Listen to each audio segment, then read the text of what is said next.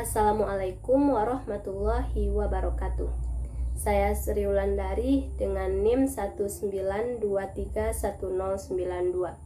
Di sini saya akan menyampaikan hasil wawancara saya yaitu terkait konservasi penyu di Pasir Jambak, yang merupakan tugas dari mata kuliah konservasi sumber daya alam yang diampu oleh Dr. Andres Kunda di Learosta MPD. Sebelumnya kita harus mengetahui terlebih dahulu, apa sih itu penyu? Hewan seperti apakah penyu?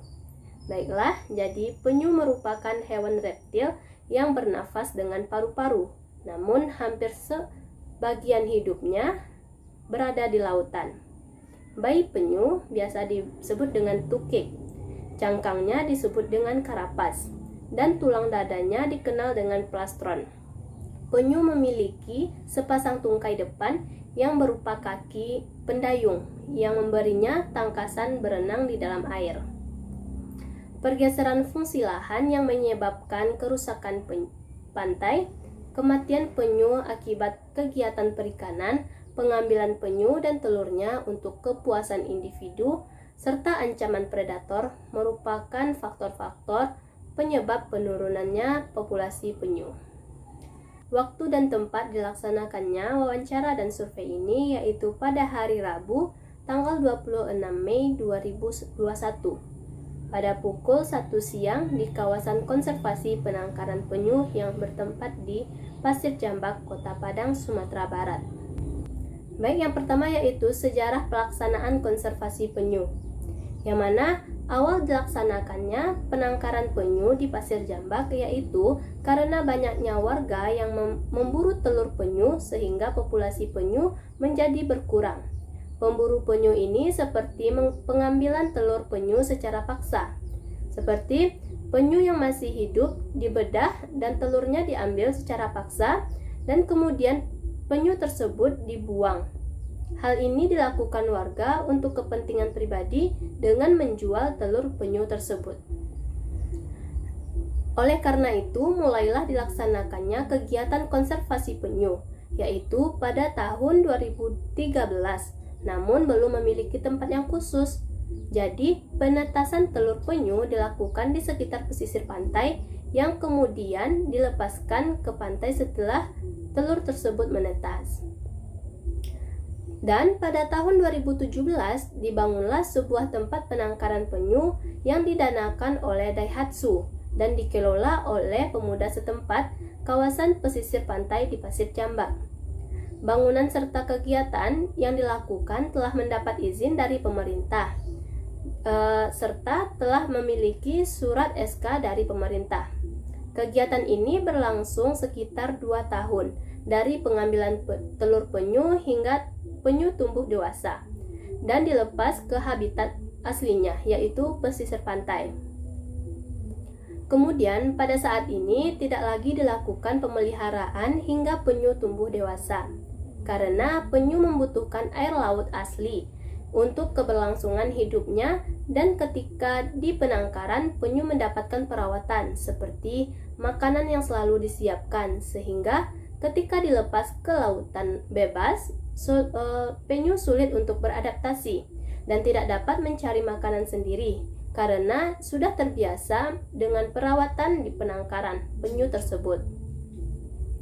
Sehingga pada saat ini kegiatan konservasi penyu dilakukan hanya sampai telur menetas dan yang kemudian dilepas ke laut.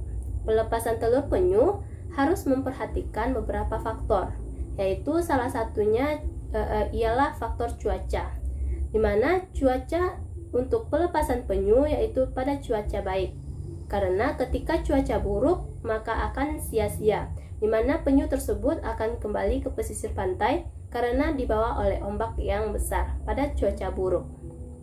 Baiklah, selanjutnya yaitu jenis-jenis penyu. Terdapat 7 jenis penyu di dunia. Namun di lautan Indonesia hanya terdapat 6 penyu, yaitu yang pertama penyu belimbing. Penyu belimbing memiliki ukuran paling besar. Bentuk karapasnya seperti buah belimbing. Memiliki karapas berwarna gelap dengan bintik-bintik putih yang tidak sekeras penyu lain, dan memiliki sirip depannya yang panjang. Yang kedua yaitu penyu hijau. Penyu hijau memiliki paruh yang melengkung dan pendek, kulit yang berwarna kehijau-hijauan seperti namanya. Dan penyu hijau dewasa hanya makan tumbuhan laut seperti alga dan rumput laut. Serta penyu hijau terdapat 4 pasang lempengan pada kerapasnya. Yang ketiga yaitu penyu sisik. Penyu sisik memiliki paruh melengkung dan karapas yang bergerigi. Hidup di wilayah tropis dan subtropis. Memiliki muka yang kecil dan rahang seperti paruh burung raja wali. Dan karapas penyu sisik ini biasanya bergaris-garis dan terlihat seperti marmer berwarna kuning atau kecoklatan. Yang keempat yaitu penyu lekang. Penyu lekang ini ukurannya paling kecil di nomor 2 di Indonesia. Dan karapasnya berwarna hijau tentara. Terdapat 6 pasang lempeng atau lebih pada kerapasnya. Dapat bertelur hingga lebih dari 110 butir dalam satu kali bertelur. Dan penyu yang berspesies jantan memiliki jumlah lebih banyak di siripnya untuk mencengkram penyu betina saat proses perkawinan. Dan yang kelima yaitu penyu tempayan. Penyu tempayan memiliki kepala yang besar dan rahang yang kuat. Kerapasnya sangat keras dan kuat, dan kerapas penyu dewasa berwarna coklat kemerahan. Bagian perut atau plastron berwarna kuning pucat dan mempunyai 5 pasang lempengan pada kerapasnya. Dan yang keenam yaitu penyu pipih, di mana penyu pipih memiliki karapas rendah berkubah dengan tepi terbalik dan panjang sekitar 90 hingga 95 cm. Karapasnya berwarna kelabu, berbentuk pipih atau rata, dan terdapat 4 pasang lempengan pada kerapasnya. Dari 6 jenis penyu yang terdapat di lautan Indonesia, pada penangkaran penyu, konservasi penyu di Pasir Jambak hanya terdapat 3 jenis penyu, yaitu penyu sisik, penyu hijau, dan penyu lekang. Di mana penyu sisik dan penyu hijau sering ditemui oleh masyarakat dan pemuda pada daerah pulau, sedangkan penyu lekang sering ditemukan di daerah pesisir pantai. Jadi, kegiatan konservasi selanjutnya yaitu yang pertama, pengambilan telur. Pada umumnya, penyu bertelur lebih dari 1 kali. Dalam satu musim bertelur 3-4 kali. Setelah selesai bertelur, penyu dewasa akan meninggalkan sarang dan telur-telurnya untuk kembali beruraya mencari makanan untuk kemudian melangsungkan kembali siklus hidupnya di laut. Penyu dewasa yang akan bertelur naik ke permukaan laut pada malam hari, sehingga petugas atau pengelola konservasi dan nelayan melakukan pengambilan telur penyu pada malam hari. Yang kedua yaitu kegiatan pemindahan telur, di mana cara pemindahan telur dari sarang awalnya hingga ke tempat penangkaran sangat berpengaruh terhadap keberhasilan perkembangan telur. Jika tidak hati-hati, maka besar kemungkinan telur akan gagal atau tidak menetas.